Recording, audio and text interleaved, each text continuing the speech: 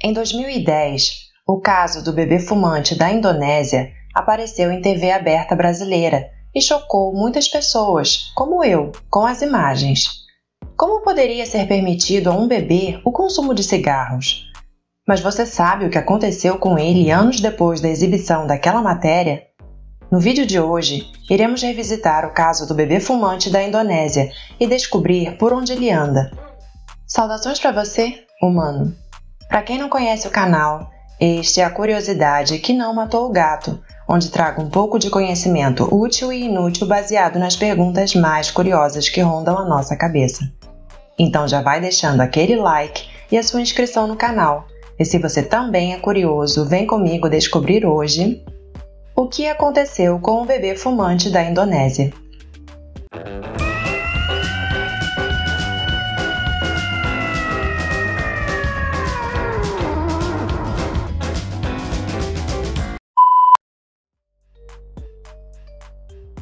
O ano era 2010, quando o caso do bebê fumante ficou conhecido aqui no Brasil.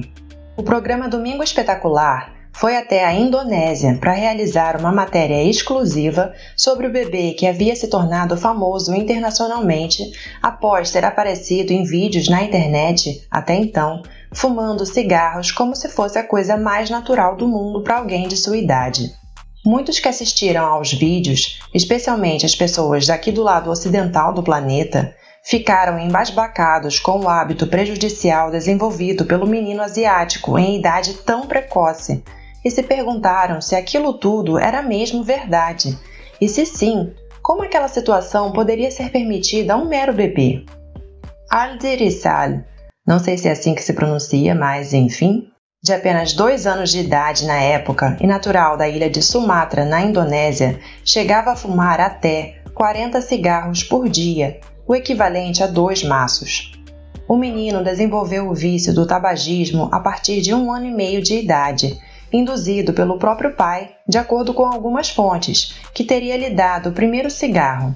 Contudo, na entrevista de 2010 ao Domingo Espetacular, o pai negou tais afirmações, alegando não saber como o garoto havia conseguido acesso a cigarros. O homem também ressaltou que havia largado recentemente o vício de fumar, para não dar mau exemplo ao filho. A mãe de Aldi já dizia temer pela vida do filho naquele período e revelou que costumava aceitar qualquer ajuda oferecida para que o então bebê parasse com o tabagismo. Mas a dependência da nicotina só piorava e estima-se que em pouco mais de 4 anos de vício, o bebê tenha consumido pelo menos 47 mil cigarros. Todavia, engana-se quem pensa que a situação de Aldi era um caso isolado. Com leis pouco rígidas em relação à venda e ao consumo de cigarros por jovens e crianças, a Indonésia já contava com uma verdadeira legião de crianças fumantes, sendo estimado, até 2010, que pelo menos 25% das crianças com mais de 3 anos de idade já haviam experimentado o fumo, e 3% delas eram dependentes. Aliás, o tabagismo era muito disseminado no país entre a população como um todo. De acordo com aquela mesma reportagem do Domingo Espetacular, 1/3 da população apresentava o hábito de fumar, o que corresponderia naquela época a cerca de 2 vezes a mais do total de fumantes do Brasil e ranquearia a Indonésia em 3º entre os países com maior número de tabagistas. Assim, com um vício tão comum na região, não é de se surpreender que o hábito despertasse a curiosidade de jovens crianças e adolescentes. Entretanto, o surpreendente, pelo menos para o resto do mundo, foi justamente ver que muitos adultos não se importavam em sanar tal curiosidade, dando às crianças cigarros ou simplesmente observando-as fumar sem problema algum. Desta forma, o pequeno Aldi fumava quando e quantos cigarros queria, muitas vezes em público, e ainda era rodeado por uma multidão, que incluía adultos e crianças, os quais se juntavam para observá-lo fumar tranquilamente. Para a psiquiatra brasileira Célia Costa, essa atenção toda recebida por fumar só incentivava ainda mais o hábito do menino, o qual se sentiria especial por fazer algo diferente. Ou seja, naquele momento, segundo a mulher, a questão do vício químico do bebê era menos importante que a comportamental em si, e os pais precisavam adotar uma postura mais firme diante da criança. Apesar de preocupada com o filho e de ter tentado tirar o cigarro de sua vida, a mãe de Aldi dizia ter sonhos estranhos com ele desde que o bebê nasceu. Ela acreditava que ele estava sob a influência do espírito de um homem mais velho e, por isso, tinha medo de impor limites severos à criança de maneira geral.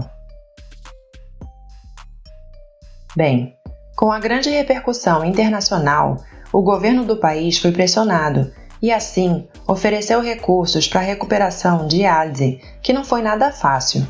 Com acessos de raiva e chantagens emocionais pela diminuição dos cigarros, o menino acabou descontando mesmo sua frustração na comida, desenvolvendo uma compulsão alimentar.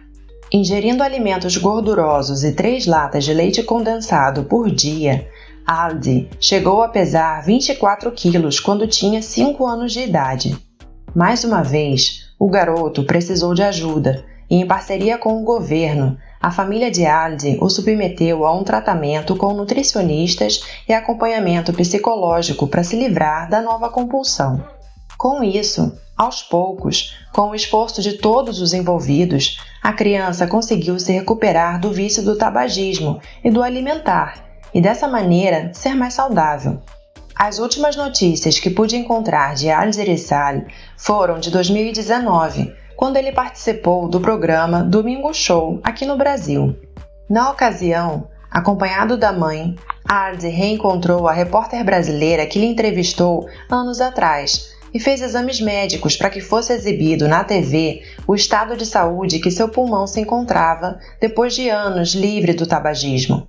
Dessa forma, os médicos constataram no programa que o pulmão de Aldi não apresentava nenhuma lesão como câncer, tumor, asma ou enfisema, tendo uma anatomia e funções consideradas normais. Aldi havia conseguido superar seus vícios e estabelecer uma rotina de uma criança normal para sua idade, com idas à escola, brincadeiras com os colegas, alimentação balanceada e, principalmente, sem cigarros. Em entrevista à CNN, o rapaz disse estar agora feliz com a sua recuperação e que se sente mais entusiasmado com o corpo renovado. Assim, a história do antes bebê fumante parece ter ganhado um final feliz. Quer dizer, não final, né? Já que Aldi ainda tem uma vida inteira pela frente e, pelo visto, está disposto a vivê-la da melhor maneira possível. Bem, humanos, esse foi o desfecho de o que aconteceu com o bebê fumante da Indonésia. Eu lembro quando eu vi o caso na reportagem da TV e, assim como todo mundo, fiquei muito chocada com as imagens e como tudo aquilo era permitido naquele país. Muito legal saber que ele se recuperou e que não teve danos à saúde. E vocês, se lembravam de Aldi? Deixem aqui nos comentários suas opiniões sobre o caso. Se gostaram desse vídeo, deem aquele like para incentivar o canal a trazer mais conteúdo e compartilhem com aquele coleguinha que de cultura mesmo só tem as bactérias do próprio corpo. Se inscreva no canal para mais curiosidades que não mataram o gato e que com certeza não matarão você também. Obrigada, de nada!